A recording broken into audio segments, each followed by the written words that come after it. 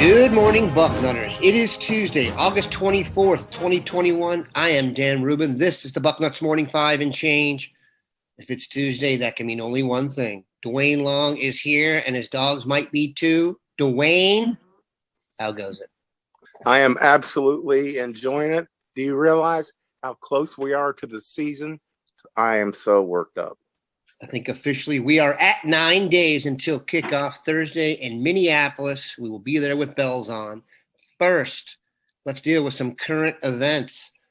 The much ballyhooed merger between the Pac-12, the Big Ten, and the ACC looks like it's going to be a go.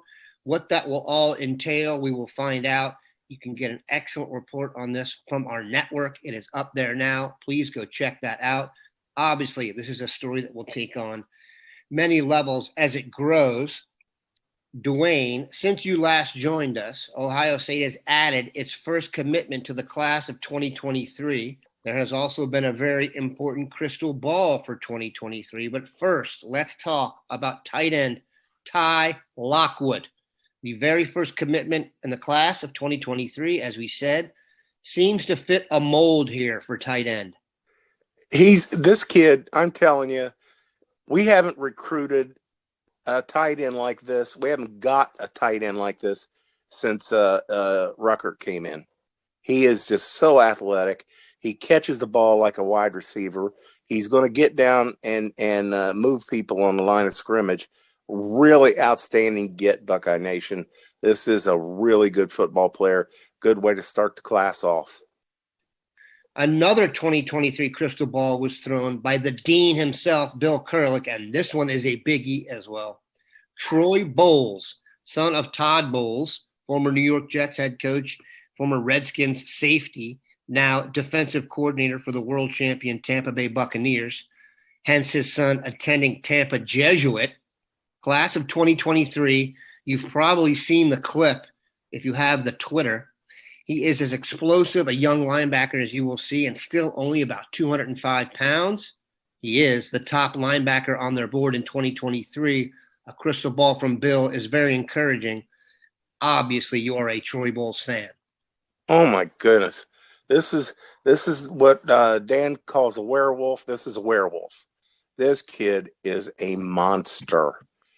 There's a clip out there, just 2 steps. And he absolutely destroys this kid.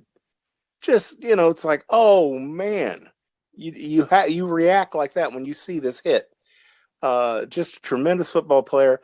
To me, he is the prototype for a linebacker now coming out of high school. Just perfect. He plays in space. You look like you got another safety out there. I don't know how many interceptions he has on his sophomore film. And then he gets out on the edge, and he's a great blitzer. This kid is exactly what you're looking for. Not just the number one linebacker on our board. He should be the number one player on our board for 2023. This kid is special. And that crystal ball makes me just about giddy after watching his film. He is something else, Dan. The definition of who you would go after to play the bullet position. Now, he's only a junior, so he may grow out of that, but his father was a 230-pound safety in the league. They list him at 205 pounds now, and if you look at him, he's not completely filled out yet. So the fact that he's bringing that kind of impact is just staggering. So, and yes, Duane has alerted me that I incorrectly used the word Redskins. I apologize to those of you that are offended. I grew up in the D.C. area. It is habit. Lord knows what they're going to change their name to. At least we know it won't be Guardians. We're going to take a quick break, come back, talk more recruiting. All right, we are back. The class of 2022 looks real good. Now, we did lose a quarterback out of it and gained one in 2021. Quinn Ewers, he's on campus, but there are still spots to be filled in 2022. Duane is going to give you his 5 guys if he was pulling the trigger. Duane, recruit number 1 for 2022 to join the Buckeyes. Who should it be? Cam Dewberry. Here's the thing. When you have a down year on the offensive line like this, you don't want to reach. You absolutely do not want to reach. But also, what quality is out there, you want to get it. And that Cam Dewberry is that kind of football player. He's a dominating lineman, huge kid. And he, there seems to be a lot of chatter out there that he was put off during his visit. And I'm like, that doesn't make any damn sense at all. But he's a kid that we really want to bring in here. Cam Dewberry out of Humble, Texas, offensive lineman. If you look at his crystal ball action, it's all Ohio State and Texas A&M. And I do think, if you guys remember correctly, he had some super effusive quotes about Ohio State when he left his visit, tried to commit on the visit. I think there is some fear that Texas A&M is going to be able to get him in the end, even though there are crystal balls thrown by people like Bill Kurlick. So that could possibly be the holdup. Let's see how this progresses with Dewberry. It does feel like it's going to be Texas A&M or Ohio State. Who's number 2? Number 2 is going to be Eni White. Eni White is we got to get some keep the flow of defensive ends, elite defensive ends coming in here. You have to get after the passer. Number 1 priority of the defense in this day and age, the way they're throwing the ball around all over the field. And this kid can get to the quarterback. That's and we seem to be in a good place with him right now, even though he's running his mouth about wanting to be a linebacker. He's just not. He's too big. He's going to be a defensive end. Get him in here and, maybe put some numbers down in front of him as far as who's making what in the NFL. Linebackers are not paid like defensive ends. That's no. He needs to think about his future in that respect. Ohio State's on-field advertising in college will be Jack Sawyer and JT Tuimoloau. They are also going to get onto the field as true freshmen. That is something I'm sure Eni White is going to want to see. And like you said, every time you turn on the television to watch the NFL, you're going to see a Buckeye go after the quarterback and be paid handsomely to do so. Duane, number 3. Number 3 is going to be Chris McClellan. I love his film. I love the frame on this kid. He's listed at like 285. He looks like he's 260. Just a great build on him. We could even, the way his body looks, he's going to be athletic enough. We could run him out from defensive tackle to defensive end.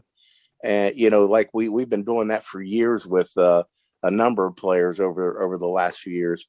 That kid could be very, very important to us as far as keeping fresh talent on the field.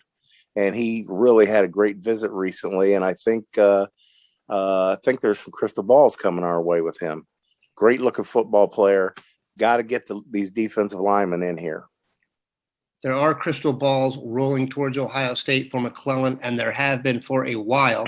He is from Oklahoma. I know the Sooners made a late push, but there was a crystal ball thrown recently for McClellan to Ohio State from an Oklahoma State guy. It always feels good to get one from out there. Remain optimistic about Chris McClellan. Like you said, a elite defensive tackle prospect. Number 4. Number 4 is going to be, maybe you would call it a long shot. Some people say we are definitely in it, and others say not so much. That's Shamar Stewart, another elite pass rusher, 260 pounds they list him at, looks more like 250, 255, great looking prospect. And again, you have to get after the quarterback. And the way we're losing defensive linemen early, we will. I don't think any Buckeye fan is going to need to be reminded of how important it is losing these guys early. Look what happened to us at cornerback. We're all excited about these guys being early entry NFL guys, great advertising. Yeah, well, you got to replace them too. So going after these top defensive linemen, kids especially that can play in, Eni White and Shamar Stewart are ends, and McClellan could play end. I think he could help us out there, on short yardage and and just when we want to rotate more bodies in there at defensive end. Stewart, the 5-star from Opelika, Florida, Monsignor Pace High School, talked to 24/7 Sports' Andrew Ivins last week. I think this was 8 days ago. And the vibe then was that Texas A&M and Ohio State were running 1-2 with Miami, Georgia right behind those guys. So Texas A&M and Jimbo Fisher getting into the mix with some better dudes here. That's a name we're starting to hear a little bit more often. All right, Duane, finish it off with number 5. Number 5 is Xavier Nwankpa. He is an absolutely stud safety. This kid runs and hits. He plays the ball. He does it all. I know we're supposedly in a battle with Notre Dame over him. That's a kid we need to get. We need to pump up. We're always been recruiting great cornerbacks for quite some time, but safety, not so much. So I would actually, if I had a couple more slots, I would add Zion Branch too. But you got to get one of those two. You got to try to get one of those two. If you got room, you take them both. For a while there, it seemed like we were going to have a shot at both of them. And that would have been the best pair of safeties we've had in recent memory come in one class. Nwankpa and Branch could still both end up at Ohio State. I think that's very fluid. And they are in on some other great safeties, even in the class behind in Sonny Styles. So like you said, there is a chance they're going to be amping up the safety position, and it will be a sight for sore eyes. We appreciate Duane stopping by. Have a good one, Bucknutters.